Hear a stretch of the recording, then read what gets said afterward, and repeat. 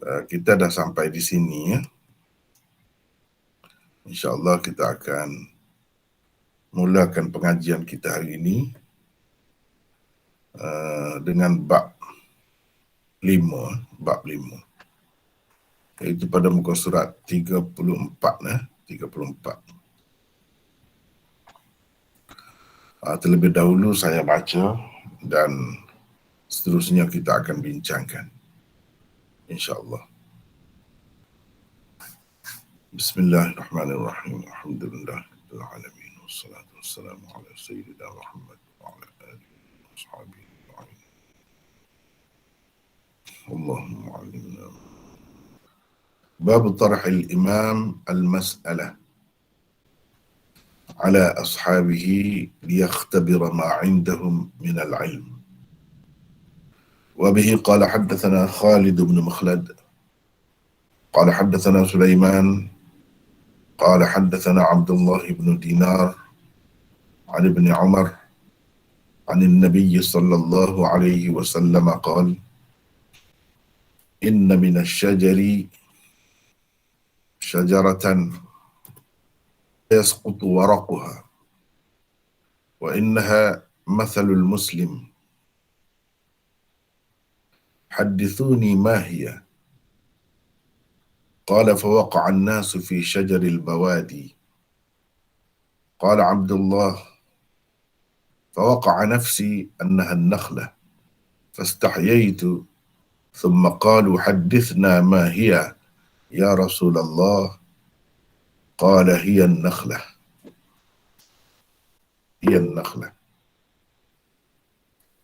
Bab 5, Imam mengemukakan soalan kepada sahabat-sahabatnya untuk menguji ilmu yang ada pada mereka. Imam Bukhari dengan sanadnya meriwayatkan daripada Ibn Umar, daripada Nabi SAW. Baginda bersabda, sesungguhnya di antara sekian banyak pokok, ada satu pokok yang daunnya tidak gugur. Ia betul-betul seperti orang Muslim, yakni dalam perumpamaan. Ceritakanlah kepadaku apakah pokok itu. Abdullah berkata, fikiran para sahabat melayang kepada pokok-pokok yang terdapat di padang pasir. Abdullah berkata, fikiran saya pula mengatakan pokok itu ialah pokok tamar atau pokok kurma. Tetapi saya malu. Kemudian mereka, yakni para sahabat, berkata, katakanlah kepada kami apakah pokok itu, wahai Rasulullah. Rasulullah sallallahu alaihi wasallam pun bersabda, pokok tamar. Itulah hadis di bawah bab ini ada satu sahaja. Ini bab 5. Kalau nak kira dari segi hadis sama dengan bab keempat juga. Hadis dia lebih kurang daripada sahabat yang sama. Boleh dikatakan hadis yang sama juga. Tapi Imam Bukhari pisahkan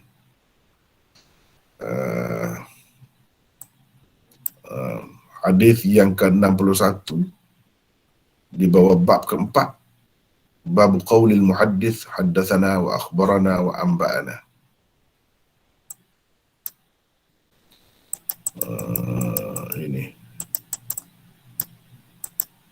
Ini hadisnya ke-61 di bawah bab keempat.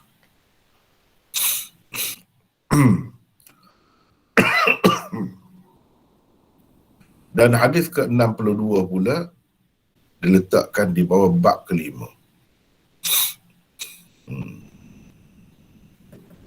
Kalau kita perhatikan ini bab di bawah bab 4, hadis yang ke-61. Perawinya Qutaibah bin Sa'id qala haddatsana Ismail bin Ja'far. Di atas ni sama. Kalau kita tengok ini bab 5 di bawah tajuk yang berlainan. Cuba kita perhatikan. Perawinya bin Makhlad. Sulaiman. Di atas daripada sini dua orang perawi yang pertama ni di sini sahaja berbeza. Kemudian di atas ni Abdullah bin Dinar daripada Ibn Umar sama. Di bawah ni saja berbeza. Adapun hadis dia pun sama juga. Cuma di sini kalau kita sikit saja beza dia, hadis yang sama boleh dikatakan begitu. Kita ada nota di sini. Imam mengemukakan soalan kepada sahabat-sahabatnya untuk menguji ilmu yang ada pada mereka. Sebagaimana kita semua dah tahu bahawa tajuk bab ataupun terjematul bab di dalam Sahih Bukhari ini sangat penting dipelajari dan didalami. Kerana di situlah terletak fiqh ataupun kehebatan pandangan Imam Bukhari dalam memahami hadis. Baiklah. Nota yang pertama, bab 5 ni, nota ke-45.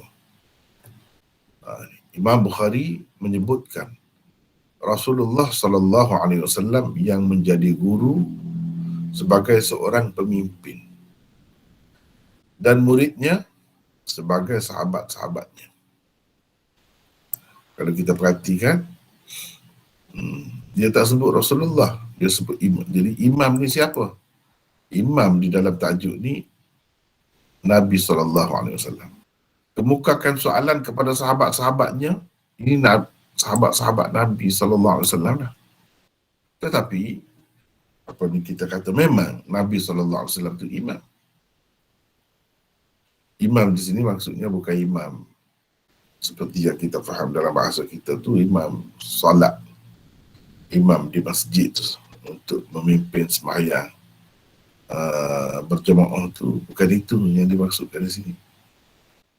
Walaupun boleh jadi juga kalau imam tu mengajar, ialah maksudnya guru lah di sini.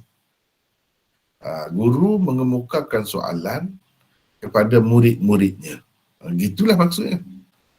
Di sini sebenarnya berkait dengan guru, tapi oleh kerana memang Nabi SAW itu seorang imam, pemimpin negara. Jadi dia sebutlah imam. Maknanya tak mesti bila kata pemimpin negara ni dia tak boleh jadi guru. Dia tak boleh mengajar dah, tak mesti gitu. Kalau dia pandai, dia ada ilmu, dia boleh mengajar. Dia boleh mengajar. Sebagaimana Nabi SAW mengajar sahabat-sahabatnya. Tidaklah kata pemimpin negara atau ketua negara itu hanya boleh mengurus atau mentadbir negara sahaja. Bukan itu. Ilmu ni tak ada kena mengenai dengan dia, tidak. Bahkan boleh juga pemimpin pun, pemimpin negara, pemimpin peringkat negeri, pemimpin bawah lagi, boleh mengajar, boleh menyebarkan ilmu. Dan ketika itu dia juga sebagai guru, sebagai seorang guru. Jadi di sini maksud Imam Bukhari-nya guru lah, mengemukakan soalan kepada murid-muridnya. Kalau orang lain yang bukan Nabi, guru lah, tak ada dah lagi Nabi selepas Nabi kita. Jadi ashabnya di situ murid-muridnya lah. Guru-guru lain ada murid, tidaklah jadi sahabat seperti sahabat Nabi itu. Cuma Imam Bukhari nak cerita di sini ilmu agama ini bermula daripada zaman Nabi SAW lagi, dan yang mengajarnya ialah Rasulullah. Muridnya yang pertama, umat ini, di kalangan umat ini ialah sahabat Nabi. Itu di sebalik tajuk tu Imam Bukhari nak menarik perhatian kita ke situ, iaitu Rasulullah SAW juga seorang guru, walaupun dia seorang pemimpin negara, ketua negara. tapi dia tak tinggal ilmu. Sentiasa mengambil masa untuk mengajar. Bahkan boleh dikatakan setiap gerak-gerinya itu merupakan pengajarannya. Tetapi kalau orang lain sekarang ni, tak adalah mesti imam, ketua negara atau pemimpin tertinggi negara yang nak mengajar tu, tak mesti. Dengan sebab itu kita kena faham di sebalik perkataan imam itu maksudnya guru. Dan guru juga dari satu sudut adalah pemimpin, ketua kepada murid-muridnya. Ashab itu ialah orang-orang lain dari kalangan umat ini yang menduduki tempat sahabat ketika Rasulullah SAW ada dahulu. Sahabat belajar dengan Rasulullah. Kita pula belajar dengan guru kita lah. Jadi di situ di sebalik perkataan imam yang digunakan dan ashab yang digunakan itu ada rahsianya. Ada rahsianya. Baiklah, kita tengok di sini 45. Siapa nak baca ni? Saya minta pelajar-pelajar ataupun peserta-peserta kita lah yang baca ya. Boleh? Siapa-siapa yang bersedia silakan. Boleh, insyaAllah. Siapa ni? Saya Arif Maulana dari Kuala Lumpur. Arif silakan Arif.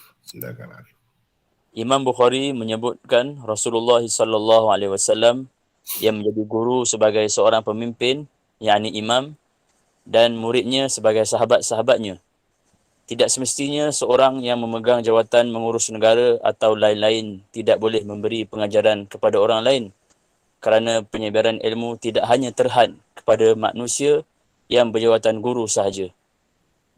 Sahabat Nabi SAW yang menjadi pelajarnya pula bukan semuanya lebih muda dari baginda. Bahkan ramai juga yang lebih tua darinya.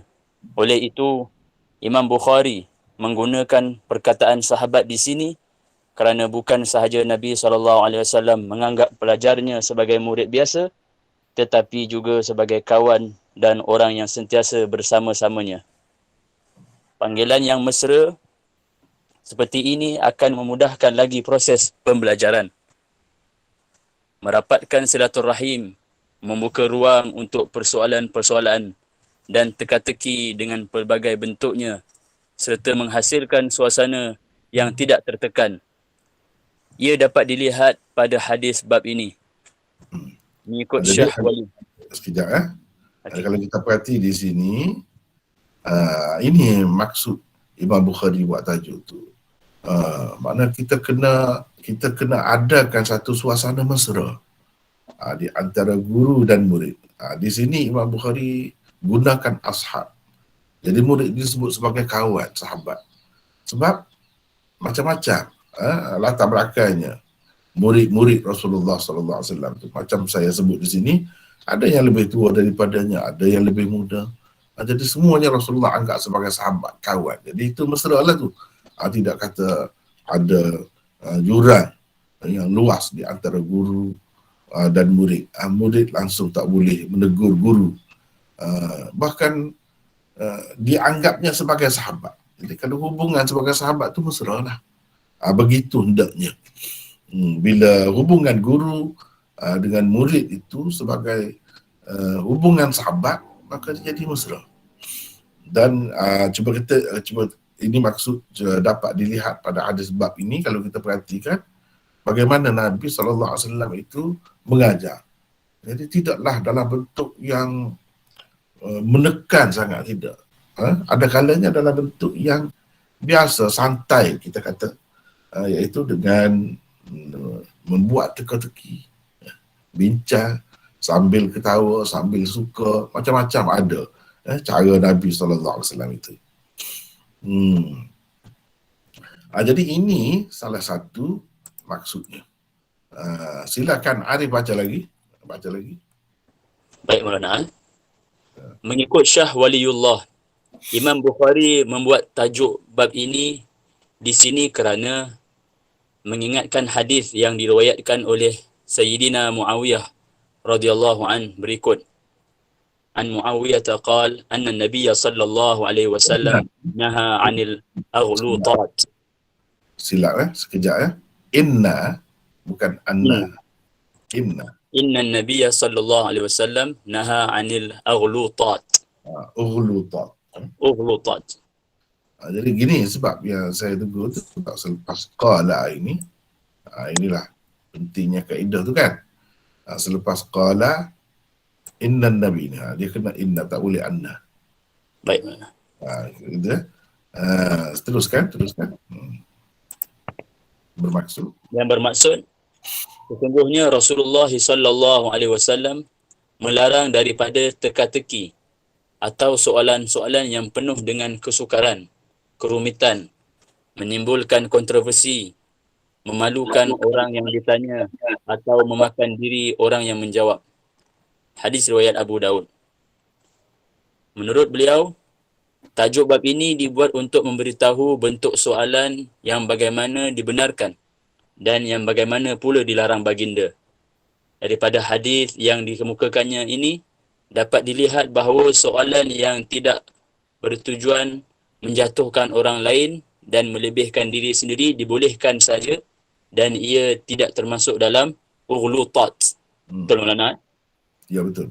Yang tersebut di dalam hadis yang diriwayatkan oleh Muawiyah tadi. Kalau dilihat dari sudut kekuatan hadis ini pula, hadis yang diriwayatkan oleh Abu Daud iaitu dhaif sahaja dan ia tidak dapat menandingi riwayat yang dibawakan oleh Imam Bukhari ini. Kaedah untuk menjamakkan antara dua riwayat yang kelihatan bercanggah ialah dengan mengkhususkan riwayat larangan Abu Daud tadi untuk soalan-soalan yang terlalu rumit dan tidak mungkin dapat dijawab atau soalan yang menimbulkan masalah.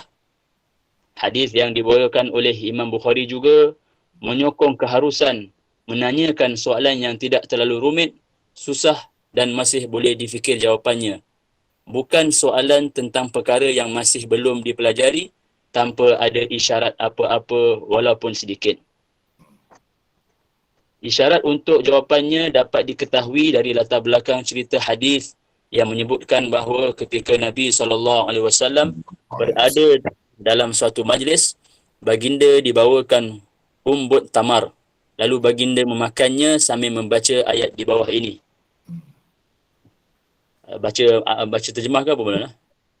Baca ayat itu dan baca terjemahan. Alam tara kaifa daraballahu mathalan kalimatan tayyibah كشجرة طيبة أصلها ثابت وفرعها في السماء تؤتي أكلها كل حين بإذن ربها ويضرب الله الأمثال للناس لعلهم يتذكرون ومثل كلمة خبيثة كشجرة خبيثة اجتثت من فوق الأرض ما لها من قرار.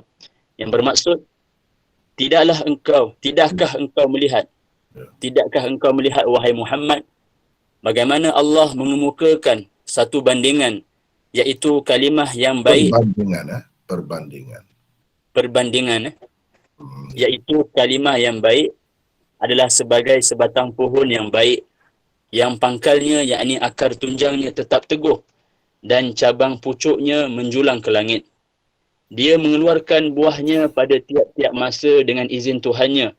Dan Allah mengemukakan perbandingan-perbandingan itu untuk manusia supaya mereka, bukan dia ni sepatutnya, ia ni Oh iya. Ia mengeluarkan buahnya pada tiap-tiap masa dengan izin Tuhannya dan Allah mengemukakan perbandingan-perbandingan itu untuk manusia supaya mereka beringat yakni mendapat pelajaran. Dan bandingan kalimah yang jahat dan buruk samalah seperti sebatang pohon yang tidak berguna, yang mudah tercabut akar-akarnya dari bumi, tidak ada tapak baginya untuk tetap hidup. Surah Ibrahim ayat 24 hingga 26. Baiklah. Ini mengikut Syahwaliullah. Ini kepada peserta-peserta ni saya nak tunjukkan, mungkin dah tengok dah hari tu kan, saya dah tunjuk dah ke tidak saya tak pasti. Ini Ini syarah Tarajim Abwab Sahih Bukhari yang dibuat oleh Syah Waliullah. Ini risalah, satu risalah. Syah Waliullah tak sempat pun syarah Sahih Bukhari. Walaupun dia Syekhul Hadis di zamannya, tak sempat dia. Dia hanya sempat buat syarah kitab hadis ni, Muwatta' Imam Malik. Muwatta' Imam Malik disyarahnya dalam dua bahasa. Satu Al-Musaffa namanya, itu dalam bahasa Farsi. Dan Al-Musawwah, itu dalam bahasa Arab. Syah Waliullah hanya telah berkhidmat kepada Sahih Bukhari dengan menulis ni risalah syarah Tarajim Abwab Sahih Al-Bukhari. Asma'ur Rijal yang amat ringkas di dalam Sahih Bukhari, itu saja yang dia sempat buat. Kerana kesibukan dah kira-kiranya. Ini saya nak tunjuk di sini. Ini kitab ni kalau boleh dapatkan. Sekarang ni kita boleh dapat PDF-nya pun. Boleh dapat ni. Ini kitabnya. Ini yang kita buat belajar semasa saya lah, semasa di luar negara dahulu belajar. Ini pakai inilah, antara pada masa tu belum lagi dicetak ni, tapi yang macam ni lah. Syarah dia yang ada ni bersama ta'liqat Hasyiah Saharanpuri. Ini sudah ada. Hasyiah Sindi ini pun sudah ada dahulu. Cuma yang tidak adanya Al-Abwab At-Tarajim. Tapi Al-Abwab At-Tarajim ni yang Syekh Zakaria buat. Ini yang tidak ada. Yang lain ada. Kalau kita perhatikan di sini, contohnya, sebagai contohnya. Ni Asma'ur Rijal ni. Asma'ur Rijal ini. Yang ringkas ni. Uqbah Akhu Sa'id bin Ubaid. Walaysa li'uqbah hadha fil Bukhari illa hadha at-ta'liq al-mawsul inda Ahmad fi musnadihi. Ni. Amr bin Khalid Al-Harrani. So, ini yang ringkas ni. Kalau dalam kitab ni, ini tulisan Syah Waliullah. Sampai habislah. Sampai habis. Adapun yang ni hasyiah ni, hasyiah Sin Hara ni, ini hasyiah Maulana Saharanpuri. Ini Sin Nun Dal, ini Sindi, hasyiah Sindi. Ini dalam cetakan lama mana-mana pun biasanya ada ni hasyiah Sindi. Jadi kalau kita perhatikan, ini kitab Sahih Bukhari ni, Al-Jami'ul Musnad As-Sahih Al-Mukhtasar min umuri Rasulillah sallallahu alaihi wasallam wa sunanihi wa ayyamihi. Asy-Syahir bis Sahih Al-Bukhari. Ini nama dia yang sebenarnya panjang juga. Nama Sahih Bukhari itu. Tetapi terkenal dengan Sahih Bukhari. Sahih Bukhari itu inilah orangnya. Meninggal dunia pada tahun 256 Hijrah. Hasyiah Saharanpuri ni, siapa Saharanpuri? Sinhara tadi, iaitu Al-Allamah Al-Muhaddith Ahmad Ali As-Saharanpuri.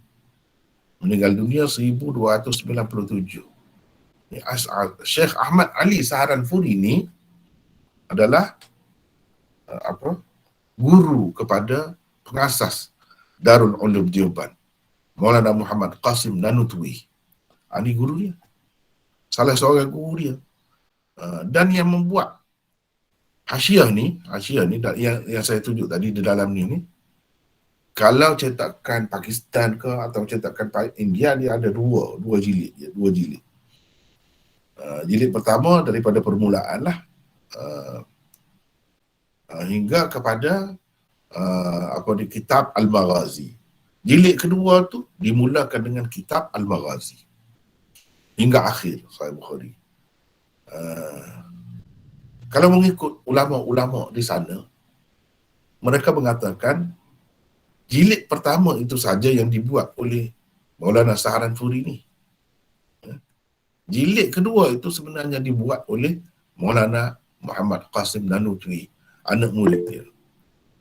Sebab kalau kita tengok dalam sejarahnya, dia sebut yang kedua tu dia akan serah kepada uh, orang lain. Muda, masih muda.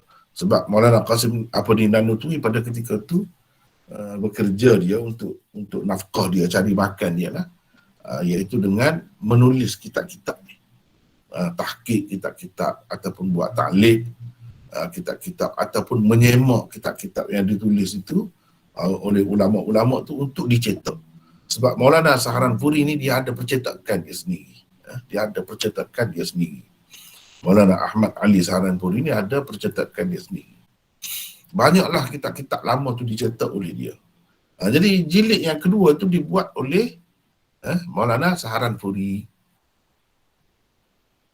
Oleh Qasim Nanutwi. Jilid yang pertama itu saja Maulana Saharanpuri. Kalau kita tengok di sini, ini sajalah sebagai pengenalan.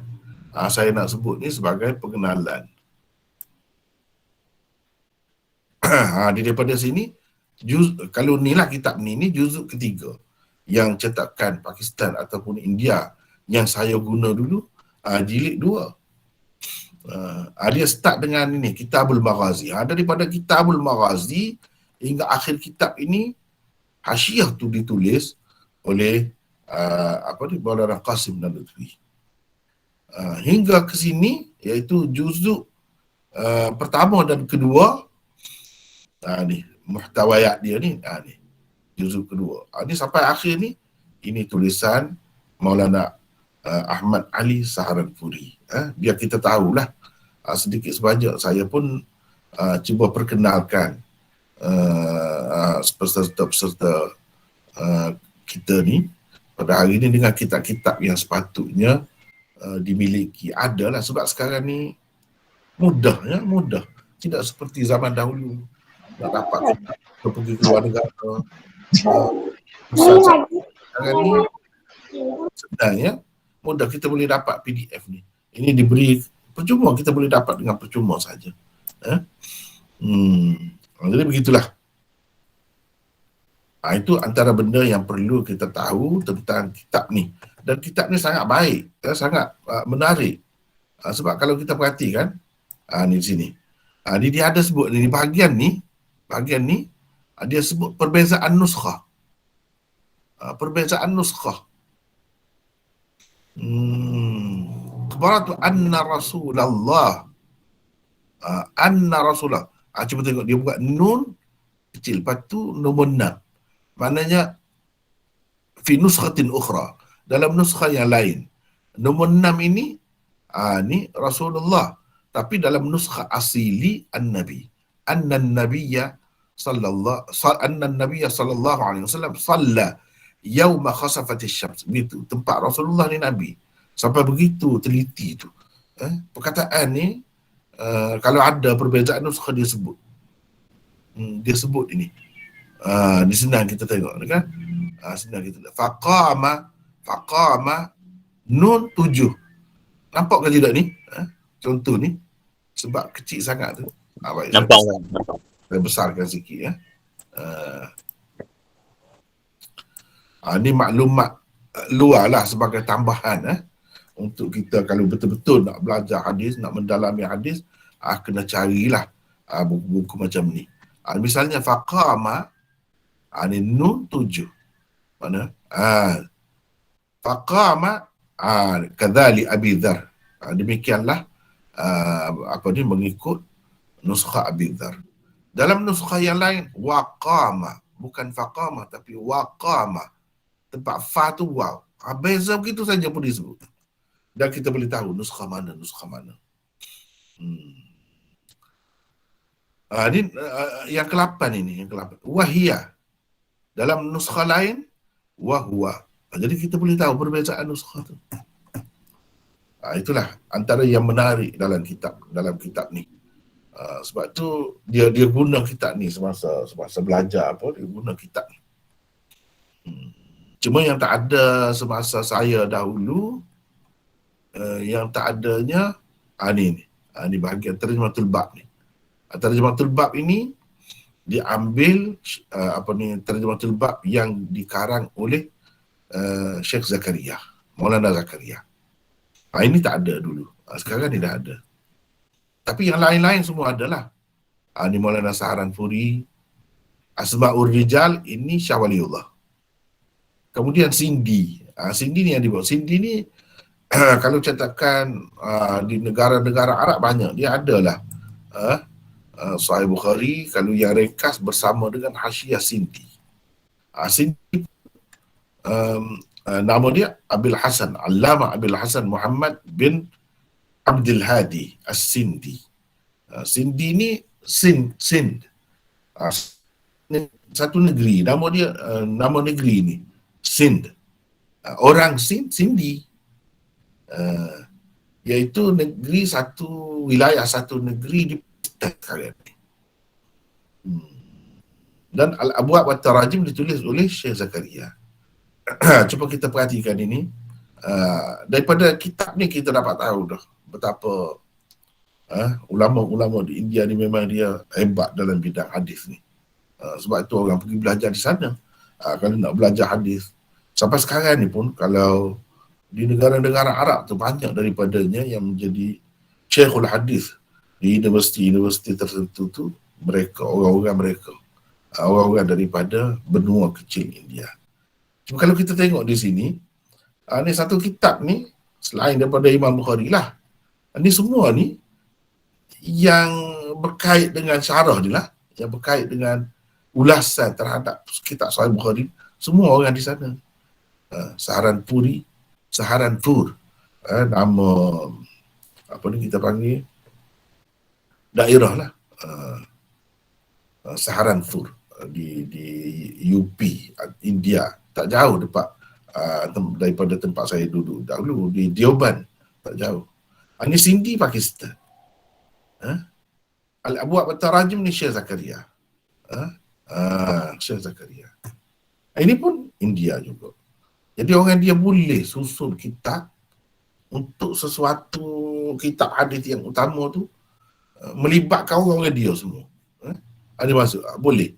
Sebab ramai yang terlibat dalam bidang hadis ini memang tak dapat dinafikan.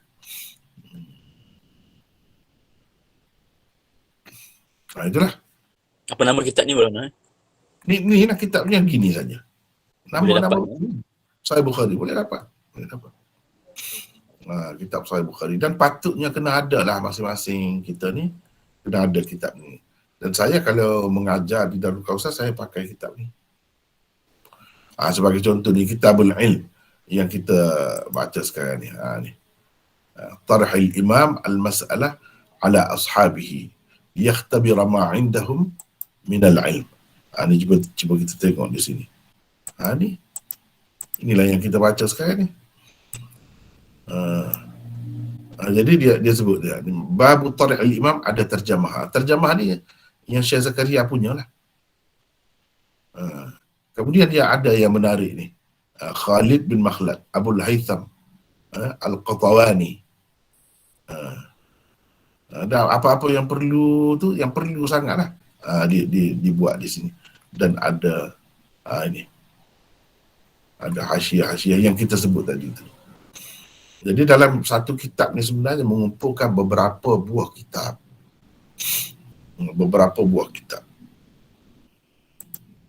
Tapi ringkas lah, secara ringkas. Kalau kita kata mengikut Syah Waliullah, dalam ni pun ada sebut. Dalam ni. Ni cuba kita tengok sini. Ini Syekh Zakaria punya. Babu Tarhil Imam al-Mas'alah.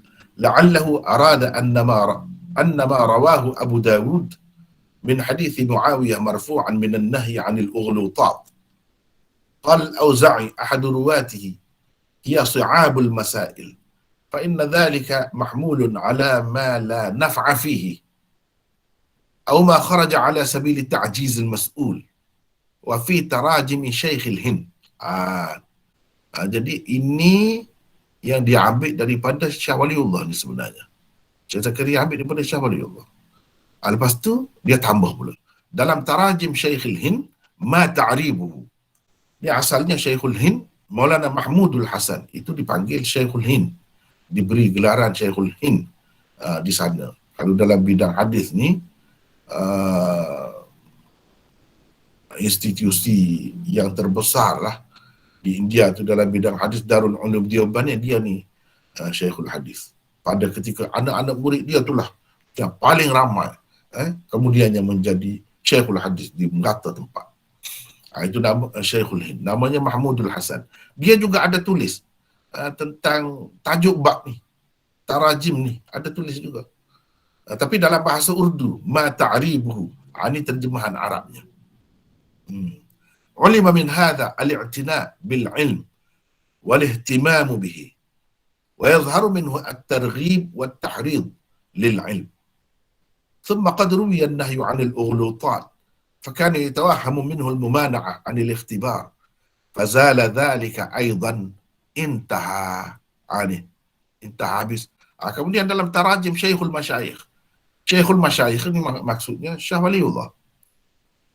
Ni. Dia ambil sini. Lepas tu qala al-Hafiz Ibn Hajar pula, dia ambil Hafiz Ibn Hajar pula. Da'wa al-Kirmani annahu limura'ati sani'i masyayikhihi fi tarajibi musannafatihim ghairu maqbulah. Ini Hafiz Ibn Hajar kritik Al-Kirmani, salah seorang pensyarah Sahih Bukhari. Dia kata sebab apa Imam Bukhari buat begini, sebab dia nak ikut cara syekh-syekh dia buat. Berhubung dengan tarajim, tajuk-tajuk bab yang dalam karangan mereka. Itu ghairu maqbulah. Pendapat dia tu tak dapat diterima lah. Kerana tidak ada sesiapa pun mengatakan Imam Bukhari kana yuqallidu fit tarajim. Imam Bukhari dalam tajuk bab ni dia ikut orang lain. Tak ada siapa pun kata begitu. Walau kana kadzalik lam yakun lahu maziyya ala ghairihi. Kalau begitu sungguhlah, nescaya tak ada apa-apa keistimewaan lah kitab Sahih Bukhari ataupun tajuk bab Sahih Bukhari daripada orang lain, sebab dia hanya nukil saja.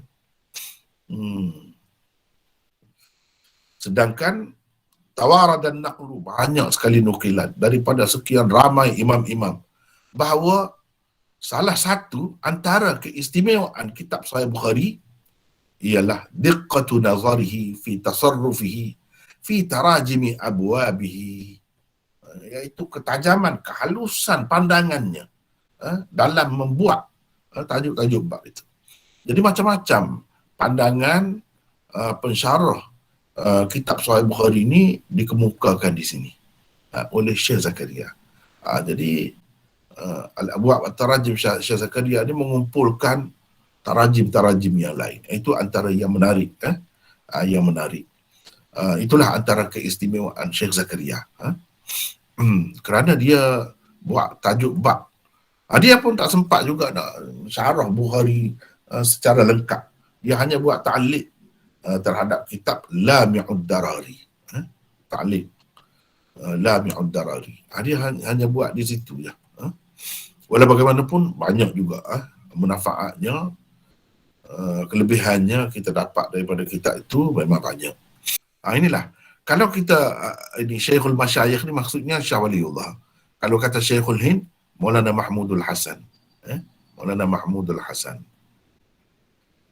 Jadi Syekh Zakaria pun seperti Syekh Waliullah juga, cuma Syekh Waliullah sebut secara ringkas sangat. Yakni Imam Bukhari sebenarnya mahu mengisyaratkan kepada hadis Abu Dawud yang diriwayatkan daripada Muawiyah secara marfu', berhubung dengan larangan Nabi daripada membuat teka-teki. Jadi macam mana ni hadis ni ada teka-teki ni? Hadis yang kita baca ni lah, 61, 62 ni, hadis Ibnu Umar mengandungi teka-teki. Sedangkan tidakkah ada hadis dalam hadis Abu Daud teka-teki itu dilarang?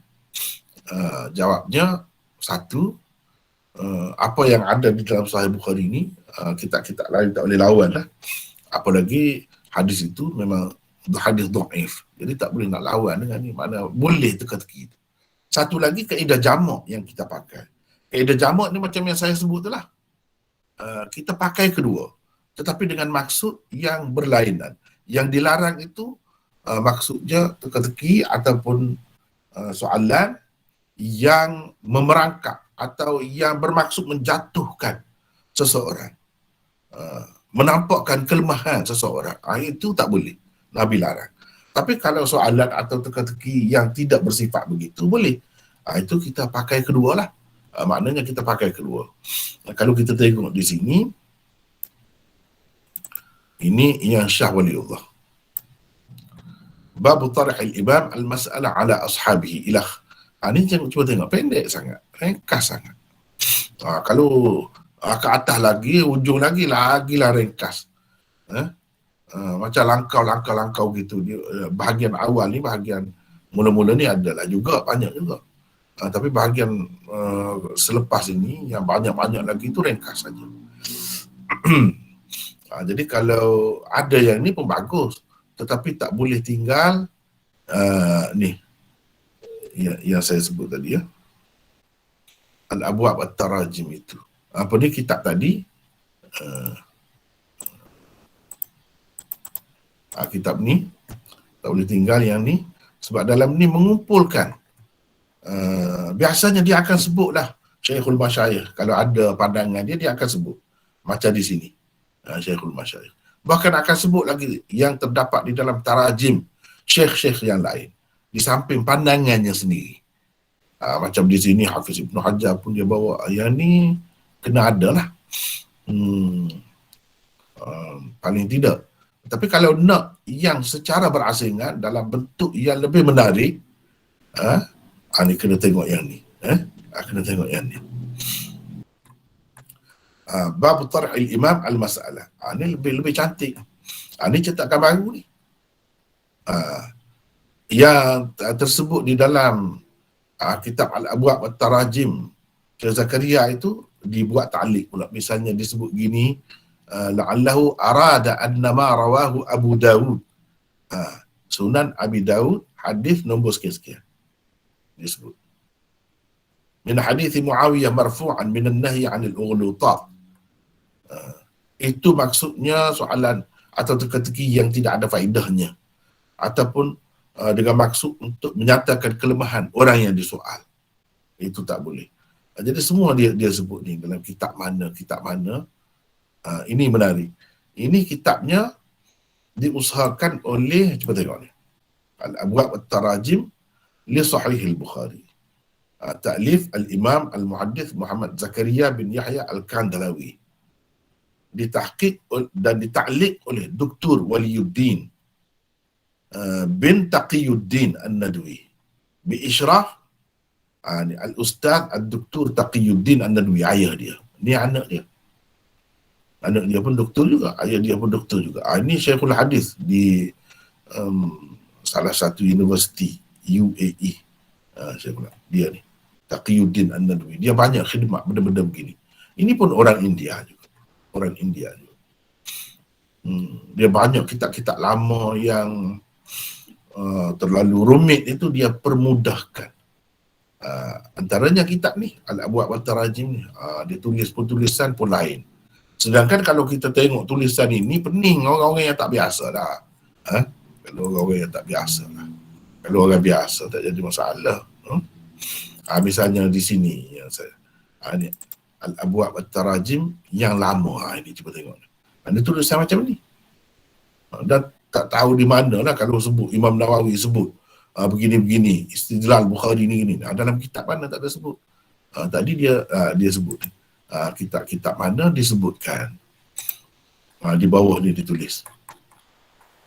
Di mana-mana tu ditulis. Kemudian cara dia buat tu mudahlah, banyak perkara lah. Ini cetakan lama. Tujuan saya sebut ni, mungkin kita yang tak biasa dengan kitab-kitab ni tak tahu ni di mana ni, bagaimana ni. Nak baca syarah Bukhari ni untuk membantu kita memahaminya. Mungkin kita tak nampak lah. Jadi saya tunjuk supaya dapat. Kalau nak maklumkan kepada penganjur kita ni, siapa-siapa nak, saya boleh bagi. Sebab ni memang dibenarkan, memang kalau cari sendiri pun boleh dalam Google tu kalau cari ada. Dan dia bagi percuma saja, banyak tempat boleh cari. Tapi mungkin susah. Tapi kalau ni mudah, saya boleh bagi. Sekarang ni mudah ni. Macam Fathul Bari apa semua ni ada. Dan kita boleh dapat dengan mudah. InsyaAllah boleh mana. Umdatul Qari kan, ni misalnya Umdatul Qari, Irsyadus Sari ni, Syarah Qastallani ni, semua ada. Tapi itulah bendanya. Kalau nak, boleh saya bagi setakat yang saya ada. Tapi lebih menarik lagi kalau tuan-tuan dan puan-puan yang hadir ni, peserta-peserta kita ni dapat bahasa Urdu. Ini yang saya guna sebagai rujukan. Ini umpamanya Kashful Bari. Ini syarah dalam bahasa Urdu. Syarah Bukhari dalam bahasa Urdu. Setakat ni pun belum siap lagi. Sudah 20 jilid lebih. Disusun oleh murid-muridnya. Tuan asal ni, pengarang asal ni dah meninggal dunia. Dah meninggal dunia. Hanya sekarang ni diusahakan oleh murid-murid dia untuk buat macam ni lah. Untuk buat macam ni. Ini pun belum siap lagi. Kemudian ini Nasrul Bari. Ini pun syarah Bukhari di dalam bahasa Urdu. Ini semua ni yang lengkap. Saya tunjuk ni yang lengkap. Tuhfatul Qari. Ini syarah Bukhari juga dalam bahasa Urdu juga. Ini apa ni? Syekhul Hadis Darul Ulum Dioban ini. Meninggal dunia dah meninggal dunia dah. Ini pun meninggal dunia. Ini antaranya, kalau nak tengok yang lebih banyak lagi lah. Banyak lagi, ini antaranya. Ini antaranya. Syarah-syarah ni, tiap-tiap satu ni banyak lah ni.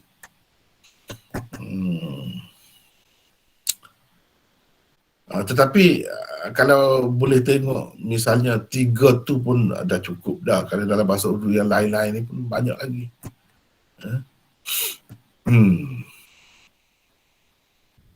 Kerana mengingatkan hadis, mengingatkan kita kepada hadis yang diriwayatkan oleh Sayyidina Muawiyah berikut. Iaitu Nabi SAW melarang daripada ughlutat. Melarang daripada ughlutat. Jadi maksud yang dilarang itu kalau kita pakai kaedah jamak, walaupun dhaif, kita boleh pakai juga kalau dhaif itu tidak kuat. Jadi kita pakaikan yang ni maksudnya begini dalam keadaan ini. Jadi kita pakai kedua. Kalau kita nak tarjih, kita tarjih yang ada dalam Sahih Bukhari lah. Hadis di Ibnu Umar itu yang menyebutkan Nabi SAW telah membuat teka-teki, telah buka soalan, begitulah, buat soalan kepada sahabat-sahabat dia. Jadi kalau kita nak kata yang ni tak boleh, yang tu boleh. Jadi kita nak tarjih yang mana? Kita sepatutnya tarjihkan yang Bukhari lah, sebab yang Bukhari itu lebih sahih. Gitu caranya.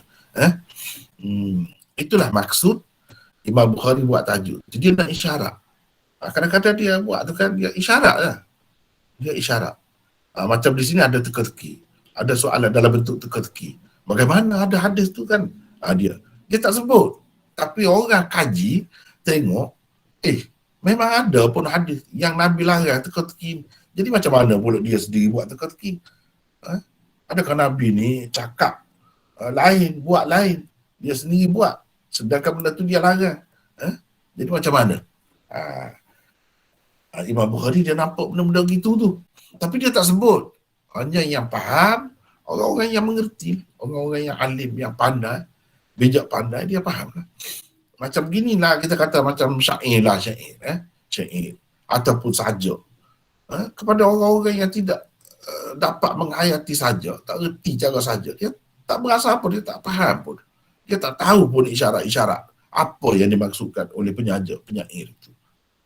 Tetapi kepada orang-orang yang memang tahu, dia boleh kaitkan ini maksudnya gini-gini, ini maksudnya gini-gini. Begitulah juga dengan Imam Bukhari. Bila dia tulis tajuk bab itu, kita kena perhati. Apa maksudnya? Ini dengan maksud menguji imam atau guru mengemukakan soalan, ikutlah dalam bentuk apa pun. Dalam bentuk teka-teki ke, dalam bentuk apa ke. Kepada sahabat-sahabatnya, yang ni murid-muridnya, untuk menguji apa yang ada pada mereka. Jadi nak soal-soal ni, dia kena ada dulu pelajaran itu diberikan. Sebab itu kita tengok di sini, untuk menguji ilmu, dia ada dah, dia bagi dah. Kalau kita kata clue dia ataupun isyarat dia tu dia dah bagi dah. Kalau orang perasanlah. Orang yang jenis tajam fikir dia nampak lah. Baik, kita pergi ke sini. Isyarat untuk, jadi yang tak boleh tu, yang tak ada langsung, kosong fikiran. Murid-murid tu tak tahu apa pun, kita tanya dia. Itu yang tak bolehnya. Lepas tu kita marah pula dia, tak boleh jawab tu. Misalnya. Itulah yang tak kena, yang dilarang oleh Nabi SAW tu. Atau kita nak menjatuhkan dia, sengaja kita kemukakan soalan yang begitu. Itu yang dilarang. Adapun kalau hadis, cuba kita perhati ni. Hadis yang dibawakan oleh Imam Bukhari juga menyokong keharusan menanyakan soalan yang tidak terlalu rumit atau susah dan masih boleh difikir jawapannya. Bukan soalan tentang perkara yang masih belum dipelajari atau tanpa ada isyarat apa-apa walaupun sedikit. Bukan macam tu. Ni sudah ada. Jadi isyarat itu ada, memang ada. Nabi sebelum dia tanya tu, dia ada isyarat dah. Atau kita kata dia dah bagi dah clue dia. Cuma tak perasan. Isyarat untuk jawapannya dapat diketahui dari latar belakang cerita hadis yang menyebutkan bahawa ketika Nabi SAW berada dalam suatu majlis, baginda dibawakan umbuk tamar. Ni umbuk tamar. Jadi dia tanya tu tentang pokok tamar juga. Dibawa umbuk tamar, bila bagi-bagi Nabi pun makan. Sambil-sambil tu membaca ayat ini. Ni ayat ni. Kalau kita tengok dalam tafsir-tafsir ma'thur, dia sebut, dia kaitkan dengan pokok tamar. Ini pokok ni, kasyajaratin tayyibah ni, disebutkan sebagai pokok tamar atau pokok kurma. Dan sambil makan tu umbuk tamar. Dia dah ada isyarat tu. Tetapi sahabat-sahabat tu tak terlintas ke situ. Ini ayat, berhubung dengan ayat ni kita dah terangkan dalam perbincangan yang lalu. Sila lihat dalam perbincangan yang lalu, sebab hadisnya lebih kurang sama sebenarnya. Hadisnya lebih kurang sama. Hadisnya. Cuma kita ada tentang perawi ni sedikit. Khalid bin Makhlad ni siapa perawi dia? Sulaiman itu siapa? Tak apalah. Kita cuba tengok di sini dulu. Saya nak tengok apa perbezaannya. Cuba kita tengok di sini. Ini Umdatul Qari, syarah Sahih Bukhari juga. Ini Umdatul Qari, syarah Bukhari oleh Badruddin Aini. Hadza babun fi bayani ilqa'il imam al-mas'alah ala ashabihi liyakhtabira ay liyamtahina min al-ikhtibar wa huwa al-imtihan. Wa kalimatun min fil ilm bayaniyah wal munasabah bainal babain zahirah. Fa innal hadith fihima wahid an sahabiyyin wahid غير أن الاختلاف في الترجمة فلذلك أعاد الحديث وأما التفاوت في نفس متن الحديث فشيء يسير. Perbezaan pada matan hadis itu sendiri sedikit sangat beza dia, iaitu adanya fa pada fahadithuni pada bab yang pertama, mana dalam hadis yang ke-61 tu. Di sini pula tanpa fa. Di sini pula tanpa fa. Cuba kita perhati. Cuba tengok. Hadithuni tak ada fa. Ada yang 62. Kalau nak kira dari segi perawi ni, sebelah atas ni memang sama. Hadis yang sama lah kira-kiranya. Cuma murid ni, dia di bawah ni, dua orang ni yang berbeza. Cuba kita tengok riwayat yang pertama ni, cuba kita tengok. Dia cuba fahaddithuni ma hiya. Ada fa. Tu bezanya. Tu saja beza dia. Kemudian perawi ini dibawa daripada Abdullah bin Dinar ini dua orang. Utaibah bin Sa'id dan Ismail bin Ja'far. Hadis dianya sama. Ini hadis dia. Sama. Bezanya sedikit sangat kalau tengok dari segi matan. Kalau tengok dari segi sanad pula, yang berbezanya di sini, dua orang perawi ini. Di atas Imam Bukhari ini, dua orang perawi ini saja yang berbeza. Dalam riwayat yang satu lagi, dalam riwayat 62 ni inilah macam Al-Aini sebut tadi, tak ada fa, itu saja. Bahkan kata dia, kalau kita perhati di sini, benda-benda begini saya tak masuk dalam huraian ulasan kita. Sebab apa? Dia terlalu seni sangat kepada orang-orang yang ada ilmu alat apa semua tu, itu berguna. Misalnya dia sebut ni, dalam bab yang pertama, maksudnya hadis yang pertama 61 tu ada fa, fahaddithuni. Di sini tanpa fa. Sedangkan dalam setengah-setengah nuskha kedua-duanya ada fa. Pada hadis 61 pun ada fa dan hadis 62 pun ada fa. Ada fa. Baik. Kalau kita tengok di sini apa dia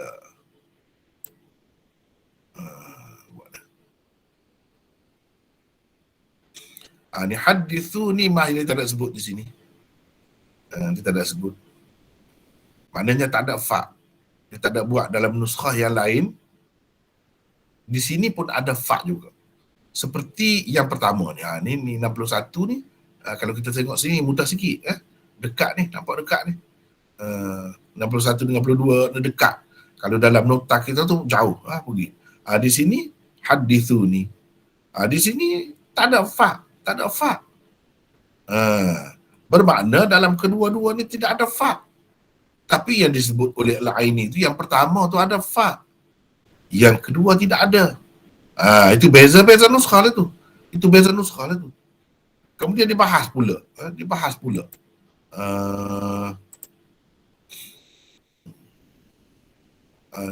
Baik, kalau kamu tanya apa beza di antara yang ada fa dengan yang tidak ada fa tu? Saya akan jawab, yang asalnya tidak ada fa. Tidak ada fa. Ini mengikut kaedah lah ni. Jadi lebih tepat yang ni lah yang kitab ni. Di sini pun tidak ada fa, di sini pun tidak ada fa. Sebab Al-Aini pun kata yang lebih tepatnya tidak ada fa. Sebab apa? Sebab tidak ada sebab untuk ada fa di situ. Untuk menghubungkan dua jumlah tu tidak ada sebab. Adapun yang pertama, kalau kita kata ada fa lah, ada fa tu. Seperti dalam nota kita ataupun seperti di dalam kitab dia ni lah. Di dalam kitab dia ni. Jadi fa tu fa apa kata dia? Fa itu jawab kepada syarat yang mahzuf. Fa itu jawab kepada syarat yang mahzuf. Takdirnya in araftumuha fahaddithuni. Baru ada sebab nak ada fa tu. Maknanya kita kena takdir sesuatu. Kita kena mengandaikan ada sesuatu ayat yang tersirat di situ. Jika kamu mengetahuinya, maka ceritakanlah kepadaku. Kamu ceritakanlah kepadaku. Di sini dia yang halus-halus begini, yang mana kalau kita sebut ikut bahasa Melayu tak akan faham. Sebab ini berkait dengan kaedah bahasa Arab. Jadi fa ni fa pada jawab syarat yang mahzuf. Boleh kan ni? Ni diam semua ni. Saya takut. Boleh kan? Boleh insya-Allah Maulana. Boleh insya-Allah. Jangan jemu kadang-kadang saya pergi bincang benda-benda begini ni, jangan jemu. Saya takut jadi mengantuk. Boleh insya-Allah. Ilmu yang baharu je. Sono, sono. Kena sabar ya. Jadi cuba tengok ni. فإن قلت إذا كانت إعادة الحديث لأجل استفادة الترجمة التي عقد الباب لها منه فما الفائدة في تغيير رجاله. Kalaulah maksud Imam Bukhari-nya, ni kan hadis ni sama, 61, 62 ni, hadisnya sama. Kalau maksudnya semata-mata untuk nak membuat tajuk bab yang lain, kalau semata-mata itu,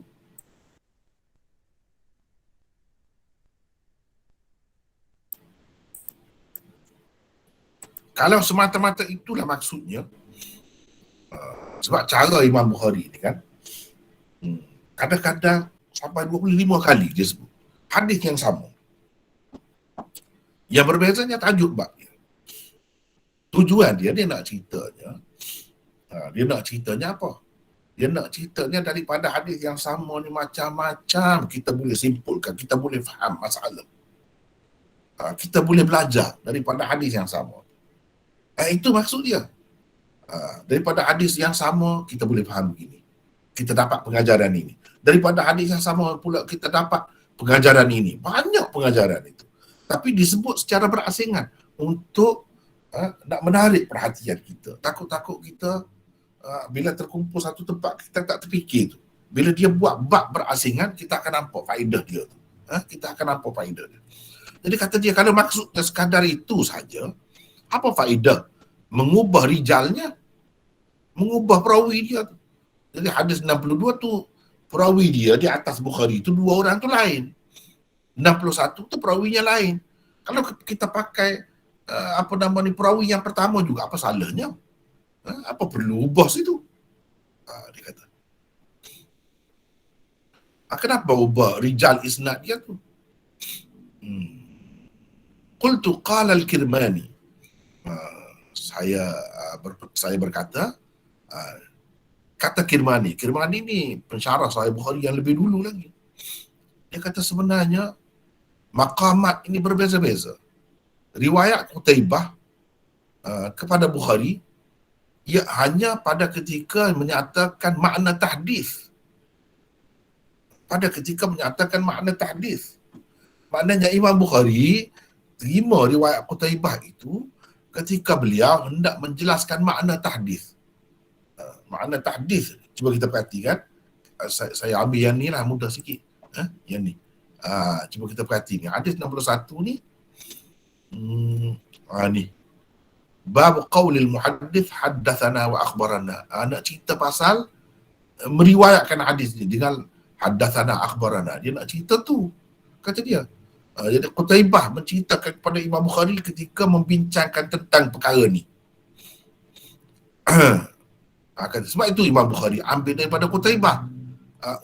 Untuk ini dia ambil daripada Qutaibah. Sebab Qutaibah sebut berhubung dengan perkara tu. Itu kata Kirmani.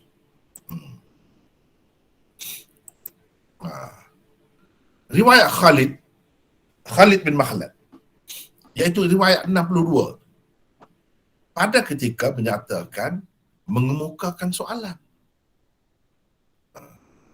Jadi Khalid meriwayatkan hadis itu pada ketika menyatakan bagaimana Nabi mengemukakan soalan. Jadi sebab itu Imam Bukhari buat tajuk mengemukakan soalan itu. Imam mengemukakan soalan kepada murid-muridnya. Ni kalau kita tengok sini. Bab tarhil imam al-mas'alah. Rupa-rupanya mengikut Kirmani, Imam Bukhari terima hadis ini daripada Khalid ketika dia menjelaskan tentang bagaimana seorang guru itu mengemukakan soalan kepada murid-muridnya. Jadi sebab tu tajuk ni Imam Bukhari buat gini. Sebab guru dia tu cerita pada ketika membincangkan tentang perkara itu. Berbeza dengan Qutaibah ni, dia cerita tentang cara menyampaikan hadis. Haddatsana, akhbarana, itu. Itu dakwa. Dakwa siapa? Dakwa Kirmani.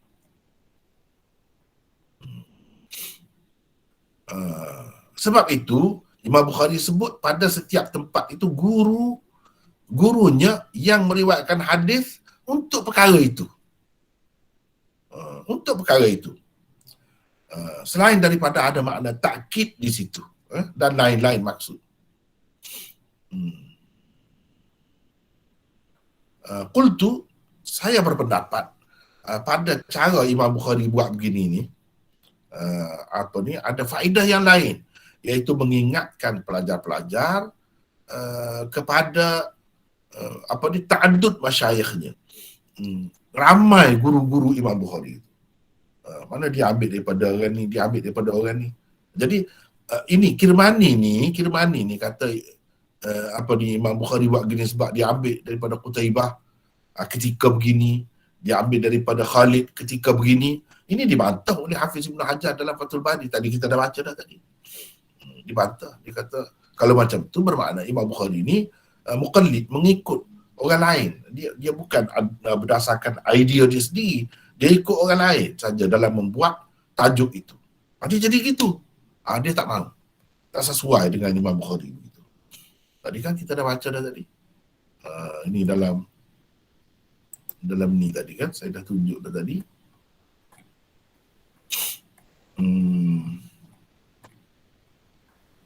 Ini ni.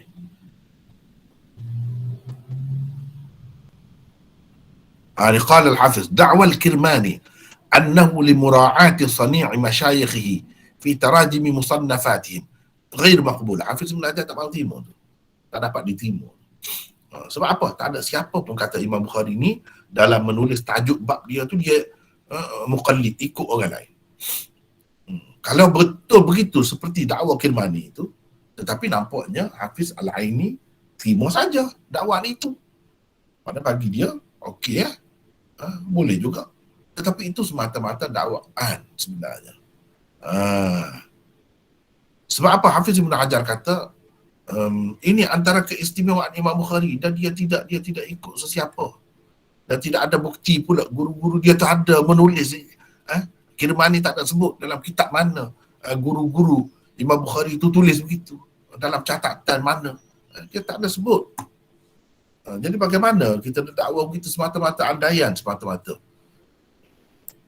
Tapi Kirmani Al-Aini sebut pendapat Kirmani itu tanpa membantah apa-apa.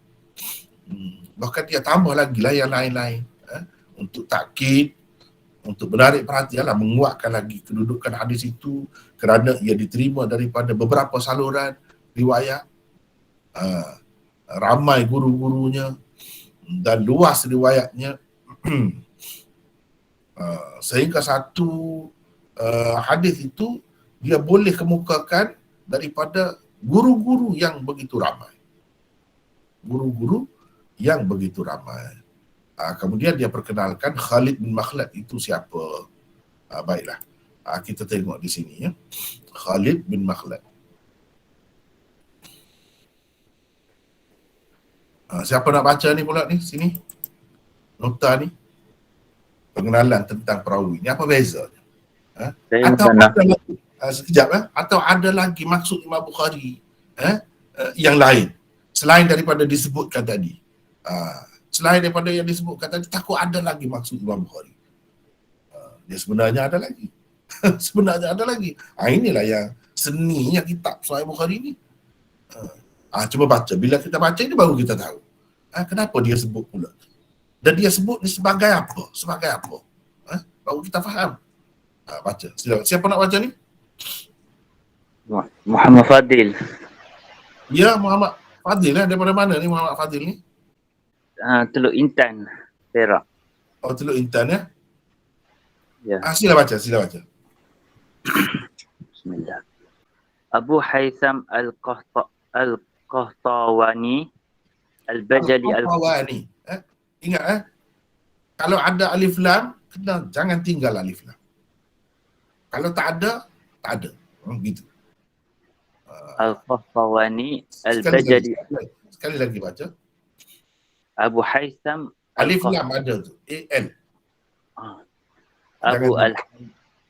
Abu Al-Haytham. Abul Haytham. Abul Haytham. Melayu kita ni Abu Al-Haytham, jangan lupa tu. Abu Al-Haytham Al-Qahtawani Al-Bajali Al-Kufi. Qahtawan adalah nama satu tempat di Kufah. Beliau meriwayatkan daripada Malik, Sulaiman bin Bilal dan lain-lain. Ishaq bin Rahawayh, kedua-dua anak Abi Syaibah, Muhammad bin Bundar, Bukhari dan lain-lain adalah antara tokoh yang meriwayatkan hadis daripadanya. Ahmad bin Hanbal dan Abu Hatim berkata, dia ada hadis-hadis mungkar. Yahya bin Ma'in berkata, tidak mengapa dengannya. Abu Hatim juga berkata, boleh ditulis hadisnya. Abu Adi juga berkata, dia adalah Ibnu Adi pula berkata, dia adalah salah seorang muhaddis Kufah yang banyak meriwayatkan hadis. Bagi saya, tidak mengapa dengannya. Khalid bin Makhlad meninggal dunia pada Muharram pada tahun 213 Hijrah. Teruskan, ini guru dia. Teruskan. Sulaiman itu. Tadi kan adalah dan Khalid bin Makhlad ambil daripada Sulaiman, ini Sulaiman. Silakan baca, sambung. Beliau ialah Sulaiman bin Bilal At-Taimi Al-Qurashi Al-Madani. Kunyahnya Abu Muhammad atau Abu Ayyub. Sulaiman adalah maula hamba yang dimerdekakan Abdullah bin Abi Atiq. Atiq.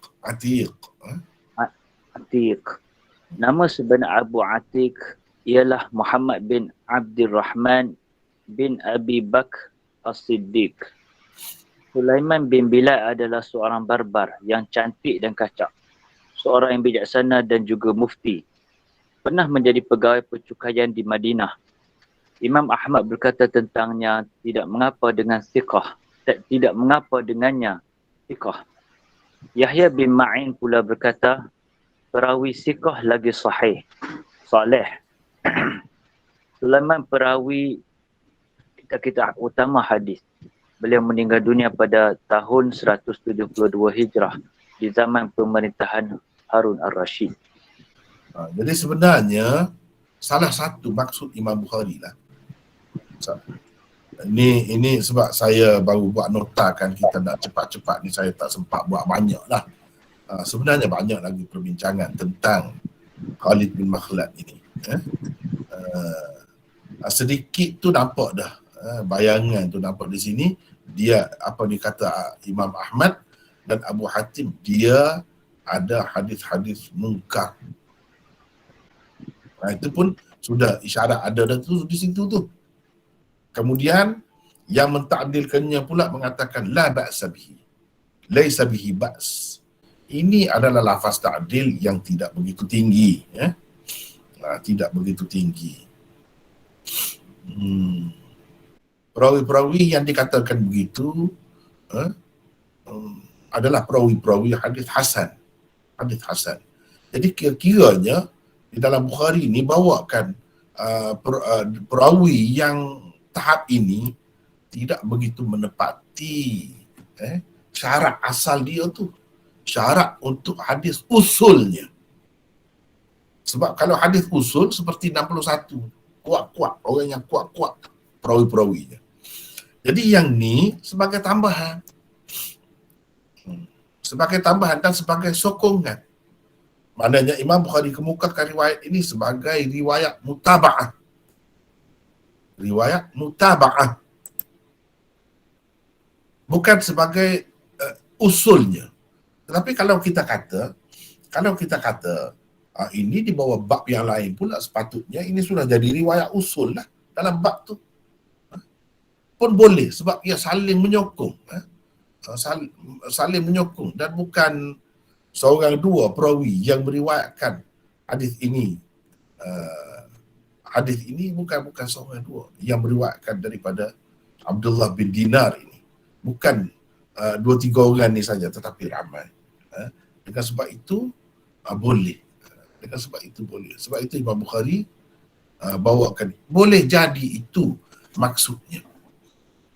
Dia nak menyatakan kalau ada perawi yang kurang sedikit, tidak begitu menepati piawaiannya, yang tinggi itu, yang asal itu, sedangkan sudah ada asasnya yang kuat, iaitu hadis 61. Boleh diterima juga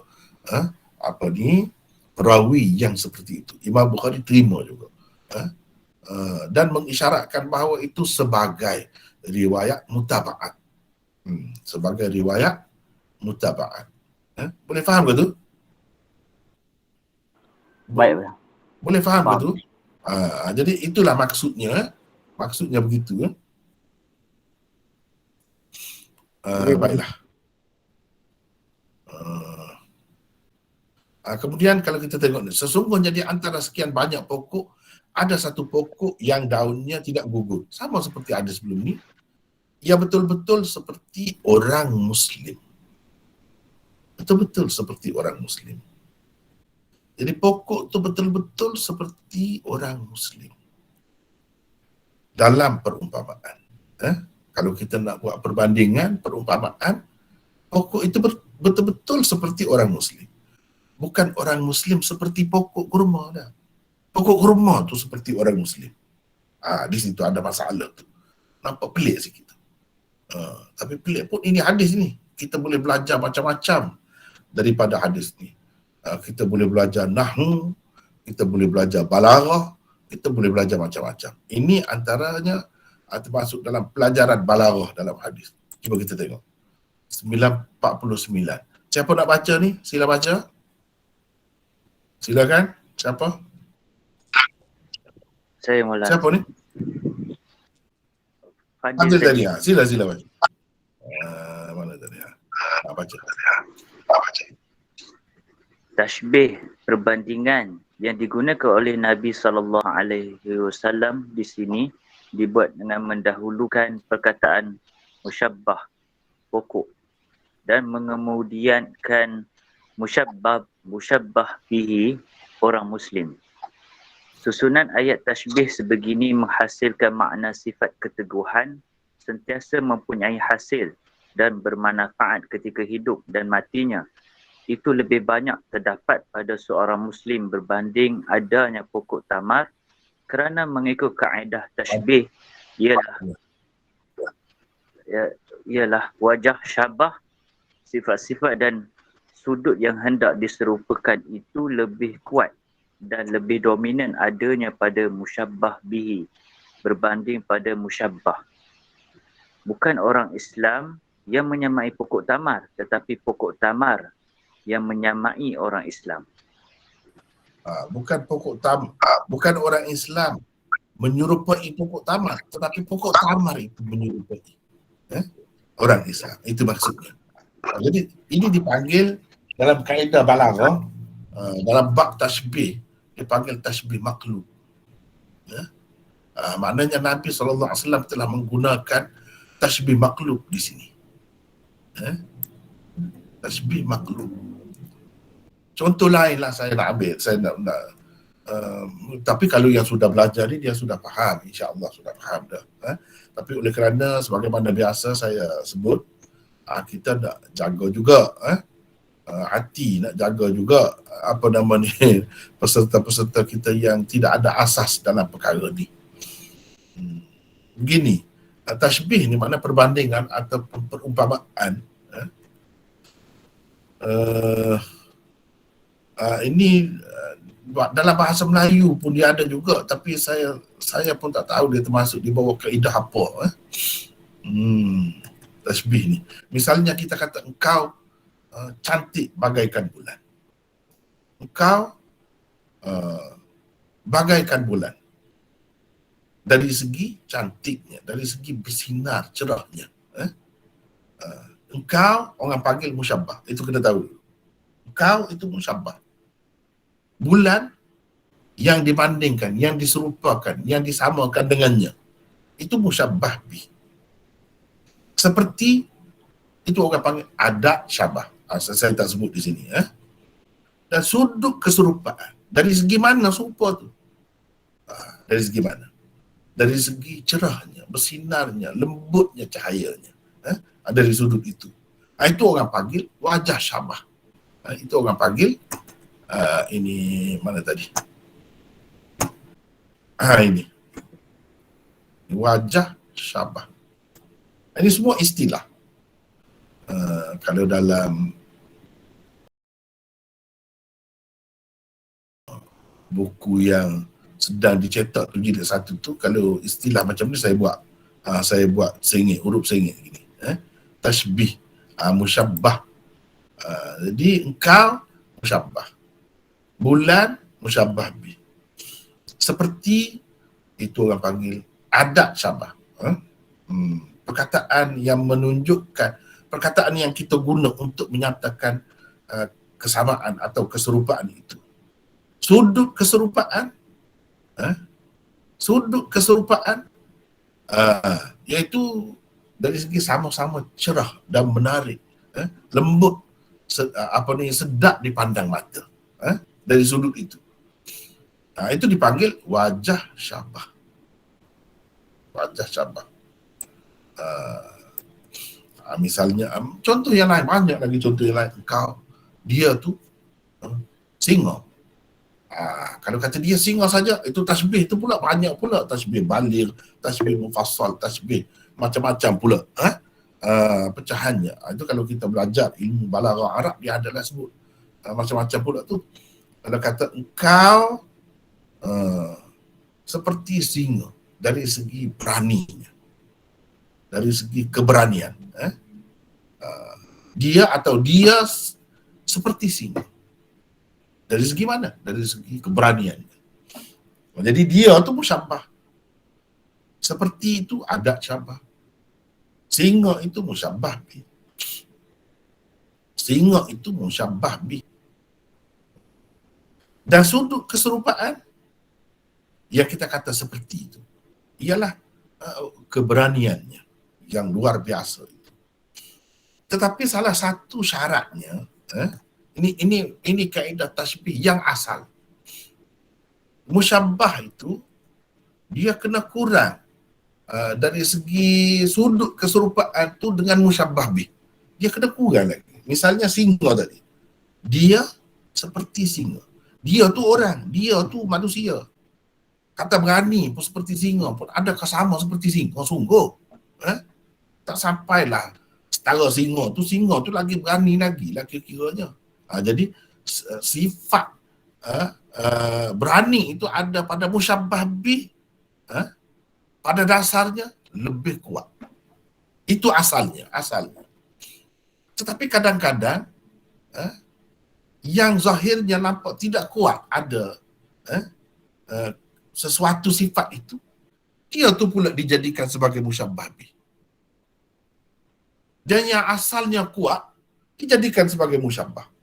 Jadi kita kata terbaliklah tadi. Singa seperti dia. Singa tu berani seperti dia.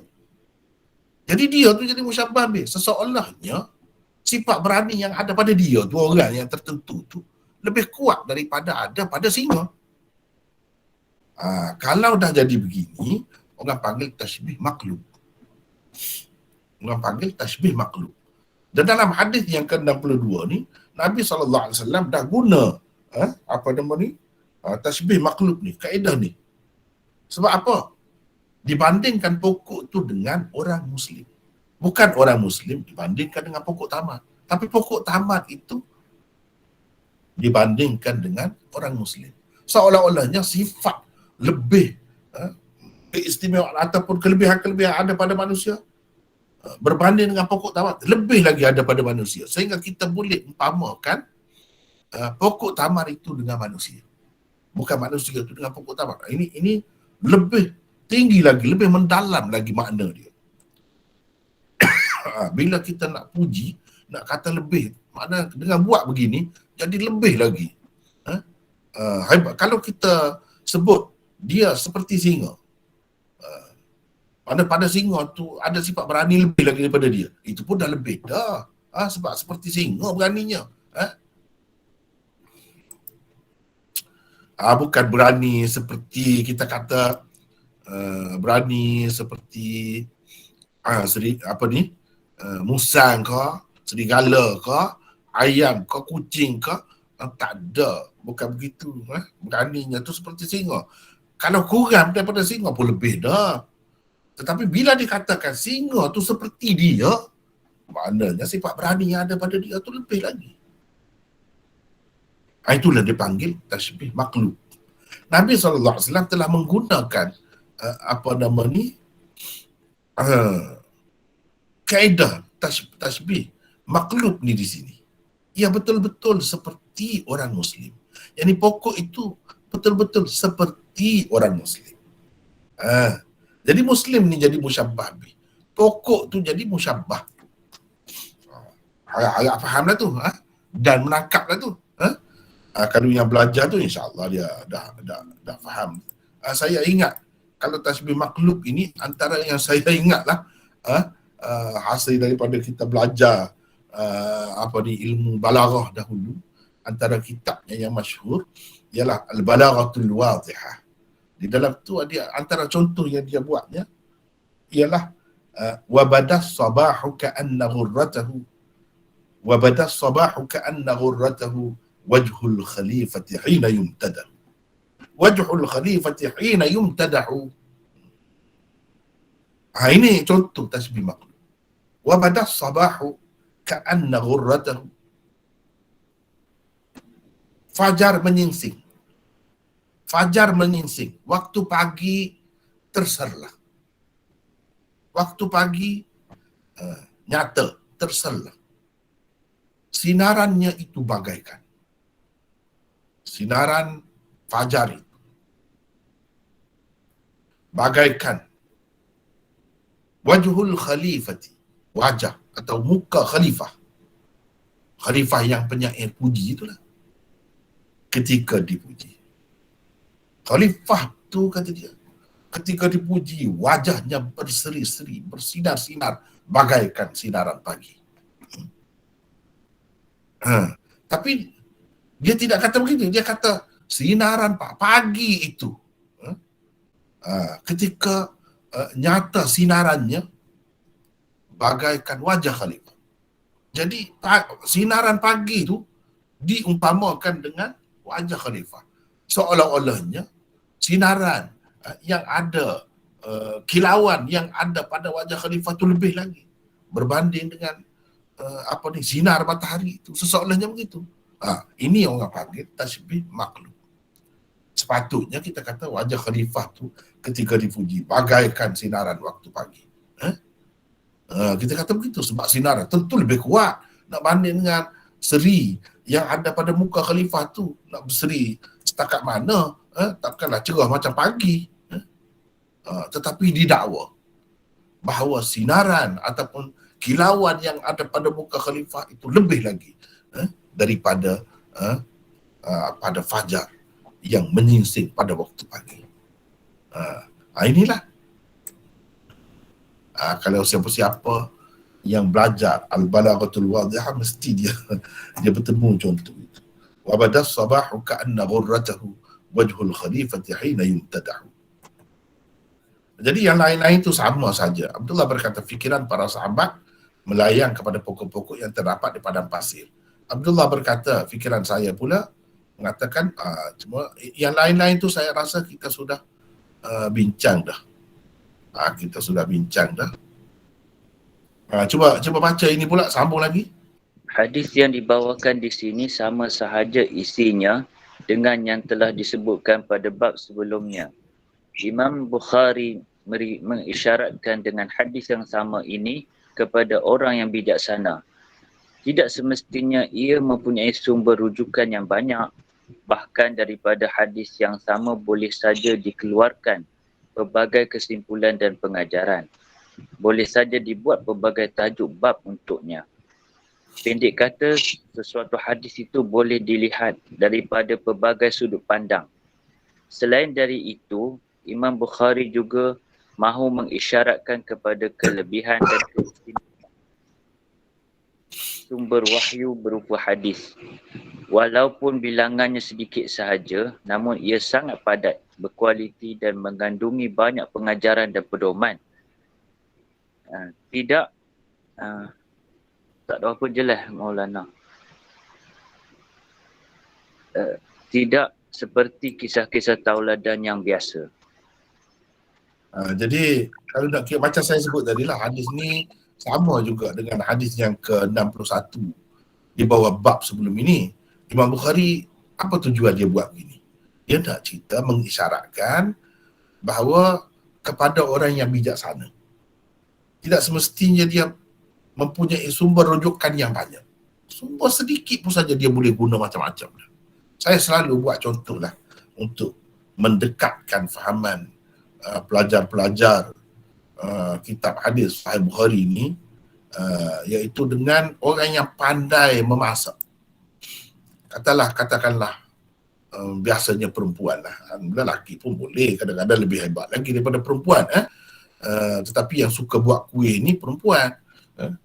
Misalnya kalau ada gandum, bahan nak buat kuih tu bahan utamanya gandum. Kepada orang yang pandai, gandum tu macam-macam dia boleh buat. Dia boleh buat roti canai, dia boleh buat macam-macam lagi lah. Begitu juga kalau kita kata tepung beras. Orang yang pandai macam-macam dia boleh buat dengan tepung beras. Kalau di Kelantan ni orang buat tepung pelita, dan macam-macam lagi. Kepada orang yang pandai. Tapi kepada orang yang tak pandai, dia hanya mungkin tahu satu saja. Satu tu lah. Jadi Imam Bukhari nak cerita, jangan kita ingat satu hadis ini pengajaran dia sempit sedikit. Jangan. Kita sepatutnya macam saya sebut tadi, kena anggap ia tu bahan mentah, seperti kita kata tepung gandum ke, tepung beras ke, tepung apa ke, macam tu. Kepada orang yang pandai menggunanya, dia boleh buat macam-macam. Begitu juga Imam Bukhari nak ajar kita ni, kita ambil satu hadis, kita cuba buat tajuk sendiri. Apa yang pengajaran yang kita dapat daripada hadis tu. Itulah maksud tajuk yang dia buat tu. Dia faham daripada hadis tu lah. Dan sesuatu hadis itu, pengajarannya tentu sekali bukan satu, dua, banyak. Itulah barulah kita nampak hadis itu sebagai satu mukjizat Nabi SAW yang sampai kepada kita. Di mana kalau kita tengok pendapat atau kata-kata orang lain, tak adalah seluas tu. Tak adalah manfaat dan kegunaannya boleh sebanyak itu. Tapi berbeza dengan hadis. Jadi kita tak perlu bimbang kalau hadis yang sahih ni tak banyak. Sedikit pun. Tak banyak. Tak perlu pergi kepada hadis-hadis yang dhaif. Apalagi yang maudhu'. Yang penting ialah syaratnya kita kena pandai. Bila kita pandai daripada hadis yang sama, kita boleh faham berapa banyak. Kita boleh guna qiyas, kita boleh guna macam-macam untuk mendapat pengajaran ataupun mutiara untuk mengeluarkan mutiara daripadanya. Itu maksud Imam Bukhari. Sebab itu dia buat mari hadis yang sama. Tajuknya lain. Dia nak ceritanya, cuba kamu perhatikan. Benda ni juga kamu dapat daripada hadis tu kan. Kalau tengok tempat satu lagi, daripada hadis yang sama, kamu dapat benda lain pula kan. Dia nak cerita begitu. Boleh faham ke? InsyaAllah. Boleh? Boleh. InsyaAllah. Jadi saya rasa kita rehat sekejap ya. Kita rehat sekejap. Lepas ni